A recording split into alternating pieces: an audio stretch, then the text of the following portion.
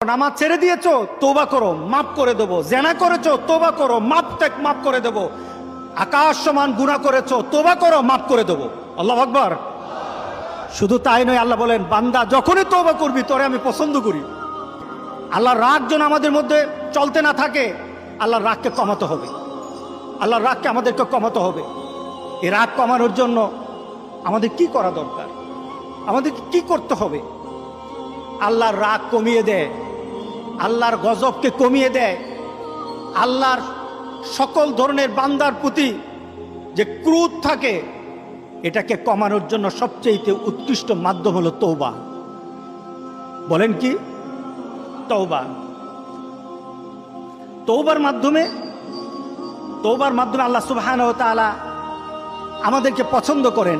যেমন আল্লাহ সুবহানাহু ওয়া তাআলা সূরা বাকারার 222 নম্বর আয়াতে বললেন, ইন্নাল্লাহা ইউহিব্বুত তাওয়াবিন, ইন্নাল্লাহা ইউহিব্বুত তাওয়াবিন ওয়া ইউহিব্বুল মুতাতাহহিরিন। আল্লাহু আকবার, আল্লাহু আকবার। আল্লাহ বলতেছেন, বান্দা যদি আমার কাছে তওবা করো, আমি তোমারে ভালোবাসি। যদি আমার কাছে তওবা করো, তোমার গুনার জন্য তওবা করো। নামাজ ছেড়ে দিয়েছো, তওবা করো, মাফ করে দেবো। জেনা করেছো, তওবা করো, মাফ করে দেবো। আকাশ সমান গুনাহ করেছো, তওবা করো, মাফ করে দেবো। আল্লাহু আকবার। শুধু তাই নয়, আল্লাহ বলেন, বান্দা যখনই তওবা করবি তোরে আমি পছন্দ করি। এত গুনাহ করার পর তুই যখন আমার সাথে তওবা করবি, আমি তোরে পছন্দ করি।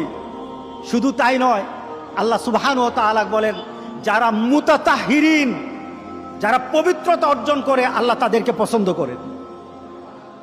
আমরা পবিত্রতা অর্জন করি কি দিয়ে? উযু দিয়ে। বলেন কি দিয়ে? উযু দিয়ে। আমরা পবিত্রতা অর্জন করি তওবার মাধ্যমে। প্রথম, এটা হলো আত্মার পরিশুদ্ধতা।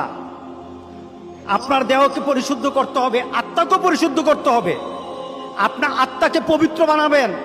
আত্মাকে পবিত্র বানাতে হলে তওবা লাগবে। এটা পানি দিয়ে হবে না, মাটি দিয়ে হবে না। আপনার আত্মাকে যদি পবিত্র করতে চান, তাহলে তওবা লাগবে। কি লাগবে? তওবা। এবার আত্মার পবিত্রতা হলো তওবা দিয়ে। এবার দেহ পবিত্র করবেন। আমার মাবুদ আমাদের প্রতি রাগ করে আছে, আমাদের মাবুদ আমাদের প্রতি রাগ করে আছে। আমাদের মাবুদকে আমাদেরকে সন্তুষ্ট করতে হবে। আমরা আমাদের মাবুদকে রাজি করতে হবে। আমরা তওবার মাধ্যমে আল্লাহকে রাজি করতে আর চেষ্টা হব। গোটা পৃথিবীর মুসলমান আর সময় নাই।